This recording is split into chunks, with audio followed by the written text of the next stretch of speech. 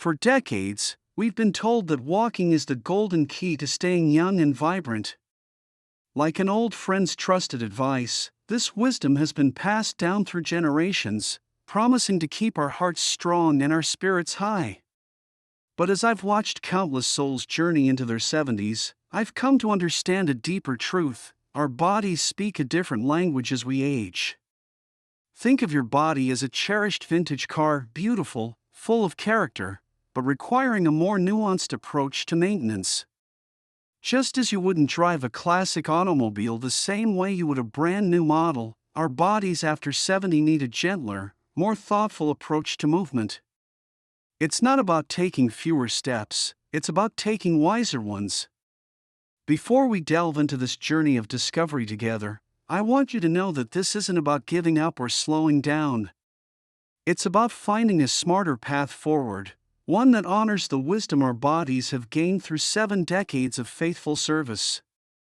The gentle truth about walking: as our bodies enter their golden years, we need to rethink our relationship with walking. Like an old kitchen table that's served countless family meals, our joints have supported us through decades of movement. They've carried us through busy streets, garden paths, and countless journeys. Now, they deserve our careful attention and respect.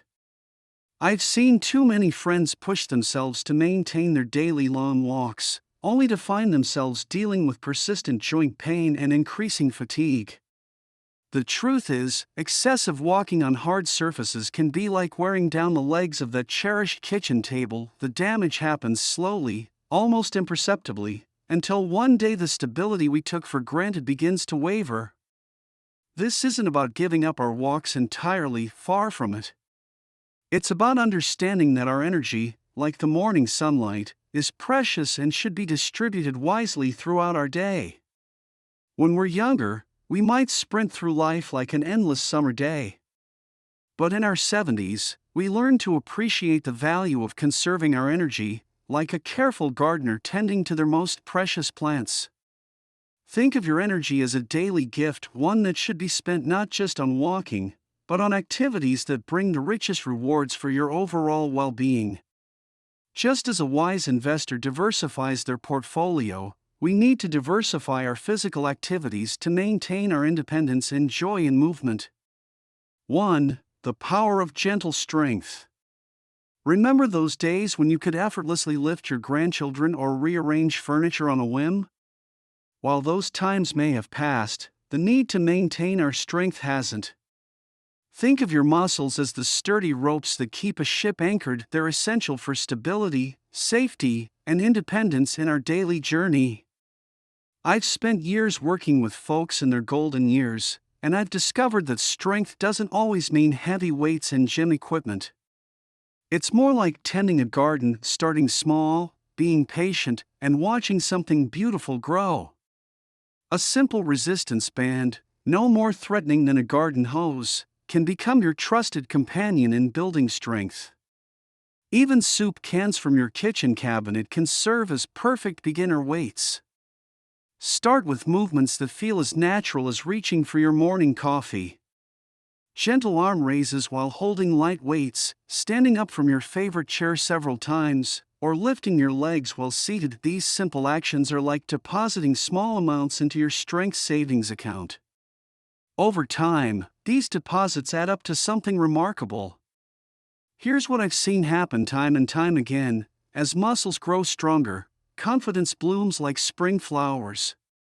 Tasks that once seemed daunting, carrying groceries, climbing stairs, or picking up dropped items, become manageable again. It's not about building impressive muscles, it's about building an impressive life, one where you remain the captain of your own ship. The beauty of strength training lies in its gentle progression. Like adding one more stitch to your knitting or one more seed to your garden, you gradually increase your capacity.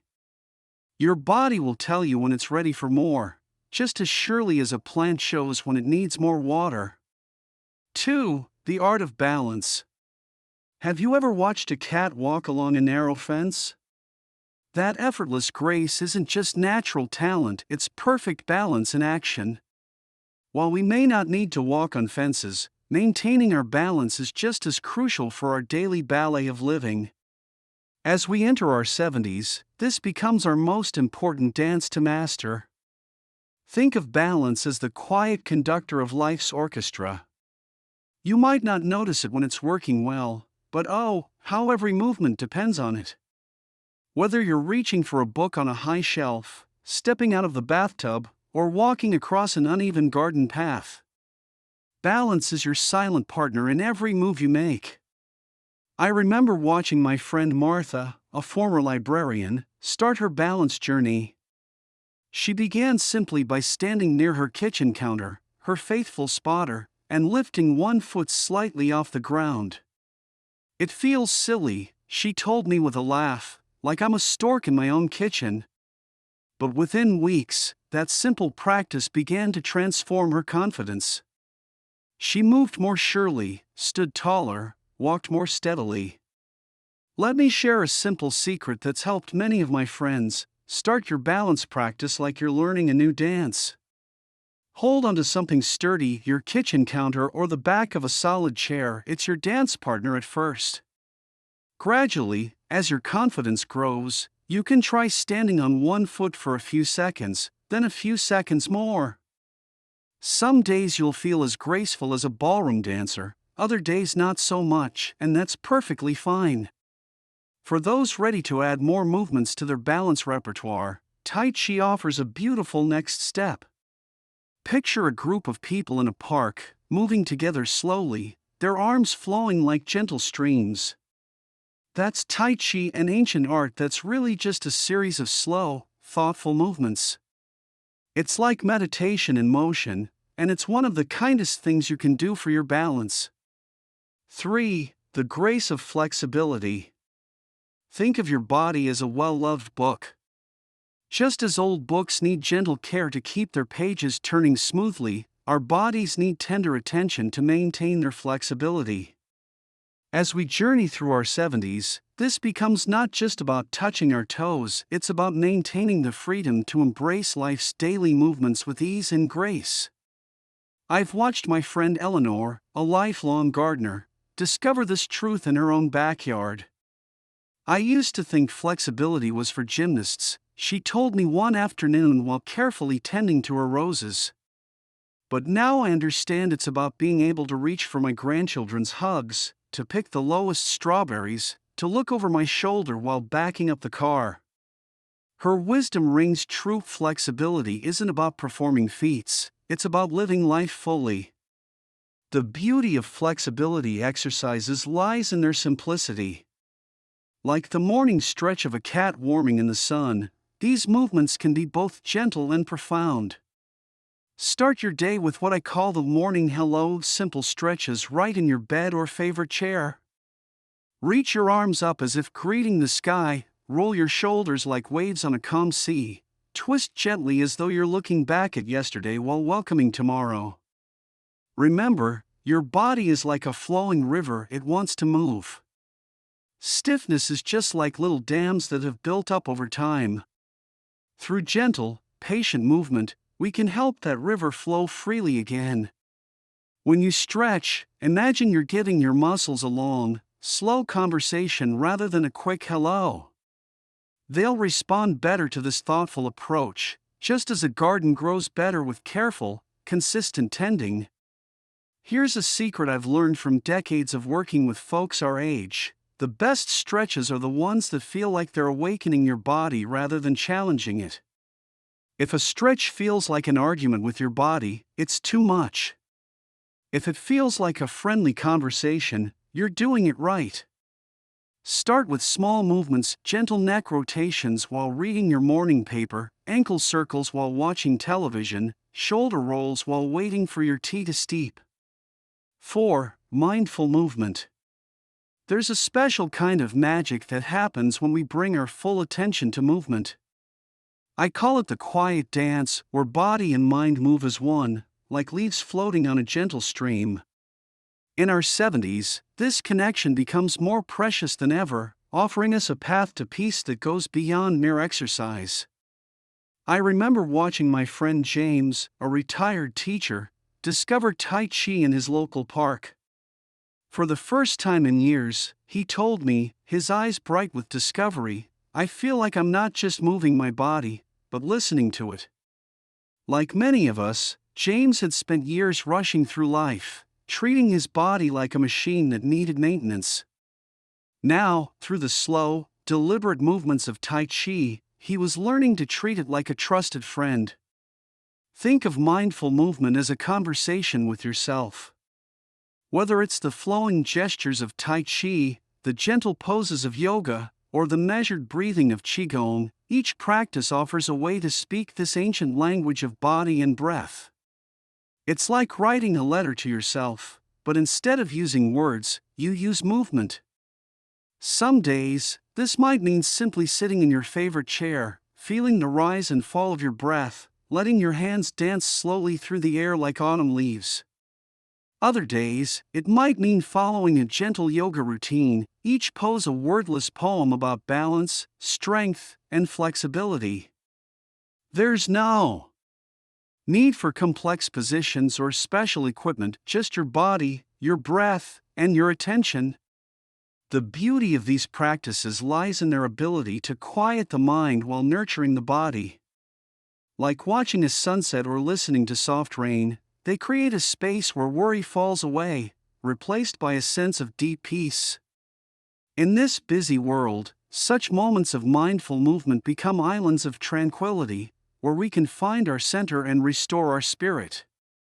5. The healing waters. There's something magical about water. Perhaps it's the way it holds us, supports us, welcomes us like an old friend. When I first began recommending water exercises to my friends in their 70s, many were hesitant. "But I'm not a swimmer," they'd say. I'd smile and tell them, "The water doesn't ask for perfection, it only asks for presence." Let me share a story about my friend Rose, who discovered the joy of water exercise after years of struggling with arthritis. In the water, she told me, her face bright with wonder, "I feel like I'm dancing again. The pain melts away, and I become graceful." That's the miracle of water, it gives us back movements that time and gravity have tried to take away. Imagine stepping into a pool. Feel how the water gently embraces you, lifting the weight from your joints like a considerate dance partner. In this liquid sanctuary, movement becomes easier, safer, more joyful. You don't need to be an Olympic swimmer or even put your face in the water. Simple walking in the pool, moving your arms like gentle windmills, or swaying like seaweed in the tide, these movements become your water ballet. The beauty of aquatic exercise lies in its forgiveness. The water catches us when we stumble, supports us when we're uncertain, and encourages us to try movements that might feel impossible on land. It's like having a spotter who's there for every movement, every stretch, every step. For those concerned about joint pain, water becomes your gentle healer. The buoyancy reduces the weight on your joints by up to 90%, making it possible to move in ways that might be uncomfortable on land. Think of it as turning back the clock in the water. You might find yourself moving with the freedom you remember from years ago. Start with simple water walking, letting your arms float and glide through the water like lazy ribbons. As you gain confidence, add gentle leg kicks while holding the pool's edge, or try water jogging in the deep end wearing a flotation belt. Each movement in the water becomes a celebration of what your body can do, rather than a reminder of what it cannot. Wisdom for the journey. As we wrap up our conversation about movement in our golden years, let me share some heartfelt wisdom, not as strict rules, but as gentle guideposts for your journey. Like a trusted friend offering advice over a cup of tea, I want to share what I've learned from years of working with wonderful people just like you. First and foremost, think of your doctor as your trusted travel companion on this journey. Before embarking on any new movement adventure, have a heart-to-heart conversation with them. They know your unique story, your health history, your medications, your specific needs. Their guidance isn't a restriction, it's your personal map to safe exploration. Listen to your body's whispers before they become shouts. Your body speaks a language of its own, perhaps a twinge here, a slight discomfort there. These aren't just random sensations, they're messages from a faithful friend who's been with you all your life. When something doesn't feel right, pause and reflect. There's wisdom in taking a gentle step back rather than pushing through discomfort. Choose activities that make your heart smile. Remember when you were a child, and movement was pure joy? Seek out that feeling again. Whether it's swaying to music in your living room, stretching in your garden, or moving in the warm embrace of a pool, let enjoyment be your guide. When we love what we're doing, we're more likely to keep doing it. Create your movement sanctuary with care. Like setting a table for a special meal, prepare your exercise space thoughtfully. Ensure good lighting, remove trip hazards, wear comfortable shoes that support you like a faithful friend. If you're exercising at home, keep a sturdy chair nearby not because you'll need it, but because it's comforting to know it's there. Remember, this isn't a race to some distant finish line, it's a gentle journey of discovery. Some days you'll feel like you could dance for hours, others, you might need more rest. Both are perfectly fine. The true measure of success isn't how far you can stretch or how long you can move, it's how well you're listening to and honoring your body's needs each day.